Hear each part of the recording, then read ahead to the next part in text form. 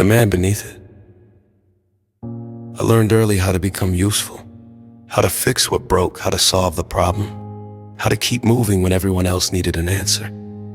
I became the man people called when something went wrong, the one who stayed calm, the one who worked it out, the one who said, "I'll handle it." And most of the time I did. But somewhere along the way, being dependable became the only part of me anyone seemed to need. So I kept providing. I worked the extra hours, paid the bills, checked the doors, watched the fuel gauge, counted what was left before spending anything on myself. I carried tomorrow in my head while everyone else was trying to enjoy today. And I rarely explained how heavy that could become. Not because I didn't trust the people I loved, because I didn't want to place my worry in their hands. I thought protecting my family meant keeping certain things away from them. The fear that I might not have enough, the question of whether I had worked too much, the birthdays I remembered but nearly missed, the conversations I wanted to have but was too tired to begin. I told myself silence was part of the job. Stay with me, because this is the part many people misunderstand. A quiet man is not always an empty man. Sometimes he is carrying so many thoughts that he cannot find the first one to say. He may sit in the driveway for an extra minute before coming inside, not because he doesn't want to be home, because he's trying to leave the weight of the day in the truck. He may answer, "I'm fine," because the full answer feels too large for an ordinary Tuesday night. He may look distracted at the dinner table while mentally calculating how to keep everything steady, and he may not know how to say, "I'm scared too." I don't always know what I'm doing. I hope I've been more than a paycheck. I hope you still see me beneath everything I'm responsible for. Men are often thanked for what they do, for working, for fixing, for providing, for showing up when something needs handled, and those things matter. But there is a person beneath all of it.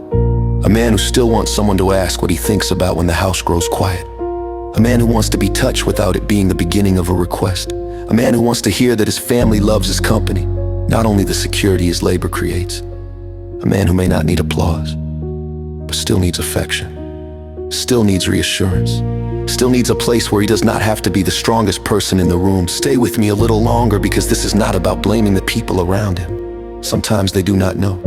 He has spent years teaching everyone that he can carry it. He says, "Don't worry about me." He has spent years teaching everyone that he can carry it. He says, "Don't worry about me." Then quietly wonders why no one does. He waves away concern, changes the subject, makes a joke, gets up and finds something else to fix. And after enough years, the people who love him may begin believing the version he keeps presenting. That he is fine, that he needs very little, that responsibility is enough to fulfill him. But responsibility is not the same as connection. Being needed is not the same as being known, and providing a life for people is not the same as feeling fully present inside it. There comes a point when a man has to stop waiting for someone to discover what he has worked so hard to hide. He has to speak. Not dramatically, not all at once. Maybe it begins with, "I've been carrying more than I've said. I miss you. I'm tired. I don't need you to solve it. I just need somewhere to put it down." There is courage in that too. Strength is not only carrying the weight. Sometimes strength is admitting that you were never meant to carry every part of it alone. And to the people who love a man like this, look beyond what he provides. Notice the pause before he says he is okay. Ask him what has been keeping his mind busy. Sit beside him before asking him to do one more thing. Tell him you are proud of the life he helped build. But also tell him what you love about the man himself. His laugh, his patience, his strange little habits, the way he tells the same story again. The way the room feels safer when he walks into it.